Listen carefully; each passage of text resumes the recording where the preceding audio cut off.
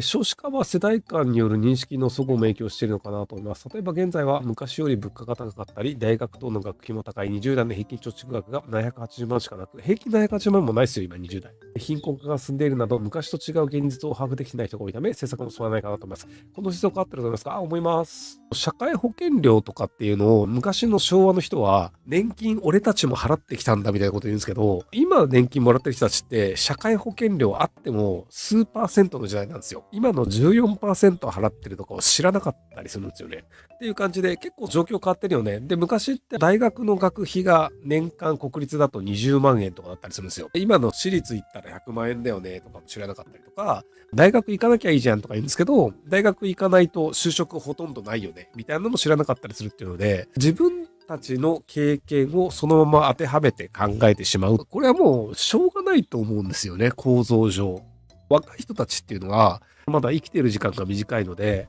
自分の持ってる情報が正しくないかもしれないっていうので、年上の人とか、年取った人たちがこうだよって言ったら、あ、そうなんだっていうので考えを変えるってなるんですけど、高齢の人って長い時間生きてるので、逆に俺たちは社会のことを知っているというふうに思い込んで、で、若い人の状況が違うということも、あまり認識を改めるという方向にならないっていう。市民税、県民税も高い。税金ずっと上がってますからね。で、一応去年の段階でインフレ2%してるんですけど、なので物価が2%上がってる状態。で、これが毎年続くと2%ずつ増えていくので、2年目だと価格4%上がってるよね。3年目だと6%上がってるよねっていうので、4年ぐらいで10%とかになるんじゃない？ 2% 上がった状態でさらに2%上がるなので、最初の段階から比べると2.02% 上がってることになるのかな？日本よりもインフレしてない国ってあんのかな？そんなにないんじゃないですかね。日本がなんでインフレしてないのかっていうのなんですけど、日銀がめちゃくちゃ円吸ってるんですよね。180兆円とかなんかそれぐらい吸ってんじゃなかった？ 130 兆円か。130兆円ぐらい吸ってるんですよ。毎年毎年円が130兆円分増えてるんですよね。で、他の国ってそんな気が狂ったことやらないので、そこまで通貨が価値がなくなるってことをしないんですけど、日本円はどんどん増えてるので、増えてるんだったら価値が上がらないよねっていうので、日本円の価値がどんどん下がっていくので、結果として外貨で物を買おうとすると、それだけ物価が高くなってしまうっていう。緊縮財政、積極財政っていう言い方をするんですけど、日本めちゃくちゃ積極財政なんですよね。結構そのイメージで緊縮財政、積極財政っていう人がいるんですけど、日本の場合って大体財政が1年間で決めた予算で足りなくて、国債吸って20兆円ぐらい多く使っちゃったりするんですけど、借金してでも20兆円多く使ってるということなんですよ。決めた予算の中でやりくりしてるんだったらプラマイゼロなんですけど、その税収が足りないので、じゃあ国債を吸って代わりにプラス20兆円分多く使ってるっていうので、実は日本って積極財政の国なんですよね。それでひたすら国債が増え続けて、世界一位じゃないかな、国債の額でいくと。っていうので、ツイッターで書いてる人たちはなんか、日本は緊縮財政だとか積極財政にするべきだって言ってるんですけど、金融とか分かってる人って見たら日本ってめちゃめちゃ積極財政だよねっていうのは常に理解していて、で、それがどうなのっていうのでまずいんじゃねっていうところがちょっとあったんですけど、でも今はトランプ大統領の関税のせいでもっと大きな問題が起きたっていう。日本が国債を吸っているというのは、それはそれで問題ではあったんですけど、それよりもっと大きな問題が起きてしまったということで、積極財政がどうこうとか、円安がどうこうという話ではない時代になってしまいましたね。日銀が長期金利 1.5% までいったんですけど、今確かね、1.2% ぐらいまで下がったんですよ。10年国債の金利が。で、なんで下がったかというと、トランプ関税です。結局日本の財政どうにかしなきゃいけないねと思ったんだけど、もうトランプ関税の問題が世界的に問題として大きすぎて、とりあえずそっちが先だよねっていうので、ニュースでちらっと見たんですけど、日本とアメリカと欧州でトランプ関税のニュースの発表以降、世界中の富で500兆円ぐらい失われたと言われてるんですよ。アメリカの株価も下がるし、日本の株価も下がるし、ヨーロッパの株価も下がるしっていうので、トランプ大統領の発言だけでもう500兆円なくなったんですよ。500兆というのはバブルじゃねえかとかっていう考え方あるかもしれないですけど、とはいえ消費税 1% 上げると2兆円ぐらい税収が増えるみたいなっていうぐらいの額なんですけど、消費税 250% 上げたぐらいの額が世界中から失われたっていう。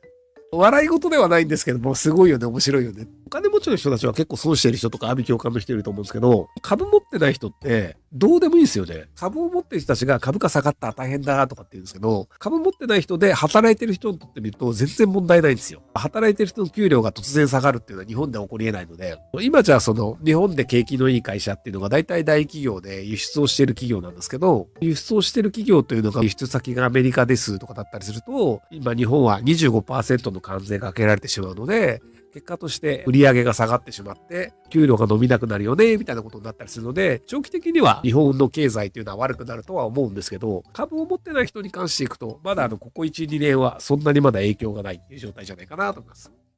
結局その給料下げるが法律上できないので、新卒の人の採用を抑えるとか、転職するときに転職先が見つからないとか、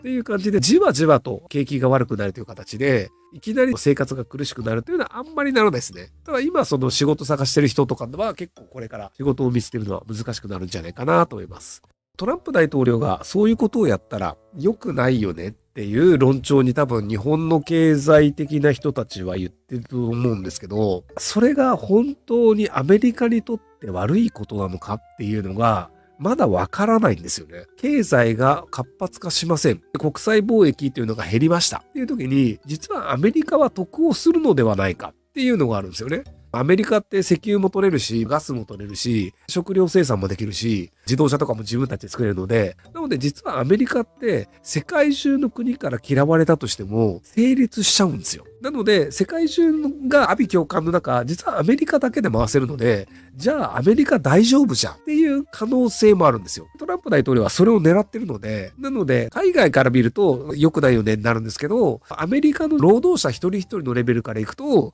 海外に取られた仕事が戻ってくるよねとか、海外の商品が入らないからうちの会社の商品売れるよねっていうので、ひょっとしてそのアメリカが自給自足をすることでアメリカの国民が幸せになる可能性というのもあるんですよ。そんなことねえよっていうのが日本とか欧州とかの人たちって言ってるんですけど、で僕はこれやってみないとわからないっていうのだと思うんですよね。アメリカ抜きでアメリカは成立するんですよ。でアメリカ抜きの経済圏が果たしてちゃんと作れるかどうかなんですよね。ヨーロッパとか中国とかロシアとか日本とかっていうのはまだそこまでそのリーダーシップを発揮できる国がなくて、アメリカがそう言うからどうしようかなってうだうだしてる状態なんですよ。で、本来世界中アメリカ以外が、じゃあもうアメリカに対しても一斉にじゃあ関税かけて、もうアメリカが輸出するのもできなくしようぜ。アメリカが関税かけるんだったら俺たちもじゃあ 25% 関税かけようぜっていうので、本来同じ関税率にしなきゃいけないんですけど、今のところまだリーダーシップを取ってアメリカに対して関税高くしようぜって言ってる国はないんですよね。なので、このまま行くと多分アメリカ一人勝ちです。アメリカは日本に対して安く輸出できるんですよ。アメリカに対して日本の製品を送るときは 25% の関税かけるんですけど、アメリカの会社が日本に物を売るときはまだ関税かけるって言ってないので、なので今の段階でいくとアメリカ一人勝ちコースなんですよ。で、それ良くないよねっていうので、じゃあアメリカ以外の国が関税を上げるというのをやらないといけないんですけど、もしアメリカ以外の国がね、自分たちの産業を守るのであれば。ただそれは反アメリカというのを世界中の人たちがそれで手をつなぐということになるんですよ。そこまでの覚悟が日本はできない。ヨーロッパはやると思う。ヨーロッパがやって、そこにヨーロッパに追随して、反アメリカグループに入るとなった時に、じゃあ日本はその核の傘で守ってもらってるよねっていう軍事同盟が日本とアメリカあるんですけど、その軍事同盟にひびが入ると、じゃあ中国とかロシアが日本にやってきた時にアメリカが、お前らだって俺たちの反発したんだから守らねえよっていう可能性があって、なのでそうするとじゃあヨーロッパには参加できなくて、ひたすらアメリカの製品はバンバン買うんだけど、日本の製品はアメリカに輸出できないっていうので、日本もっときつい状態になるっていう可能性もあるんですよ。アメリカが関税を上げることによって自滅するんじゃないかという説もあるんですけど、アメリカ以外の国が利益を上がる行為ができれば、アメリカが損するんですけど、果たして協調してその行動が取れるのかっていうと、結構取れなくてアメリカ一人勝ちになるんじゃねえかなっていう。この感染って戦争に備えたアメリカの体質改善ってことありませんか？それあると思います。台湾有事が起きたらまともに貿易がやりたくなりそうな国ほど高い関税がされるような気もしますし、関税が高い理由とか、関税の計算はチャット GPT でやったんじゃないかって言われてるんですけど、基本的にはその貿易赤字額を回収するんだったら、これぐらいのパーセンテージになったら、トントンになるんじゃねという額でざっくり決めているという説があって、貿易ができなくなりそうな国ほどというわけではないと思います。ただアメリカはもう戦争が起こるというのは前提で多分トランプさんは考えてるんじゃないかなと思います。中中国が戦争するかもしれないし、ロシアも戦争するかもしれないし、で、アメリカもグリーンランドを 100% 取るって確かトランプ大統領言ってるんですよね。デンマークが差し上げますって言って渡す可能性もあるんですけど、差し上げますじゃなかった場合は、ある種、権力だったり、脅しだったり、何らかしらの暴力をちらつかせる形で取るっていう可能性はあるんじゃないかなと思います。トランプ関税は半分国境脅しだと思います。彼はビジネスなので、最初にとんでもない要求を相手に突きつけて、相手から有利な条件を引き出して落としどころを決めるみたいなことを国単位でしてるのではないかと。だから良い条件を引き出して国からある程度の関税は緩和する気がします。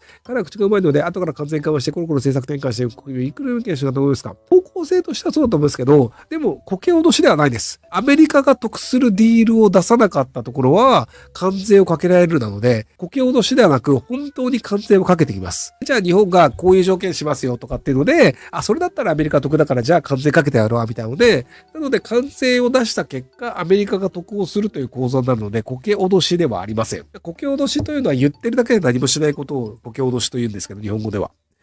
何もしない場合は普通に関税かけられるので、なので結果としては、世界的にはなかなか大変なことになるんじゃないかなと思います。ご視聴ありがとうございます。今回の動画はこちらからの切り抜きになります。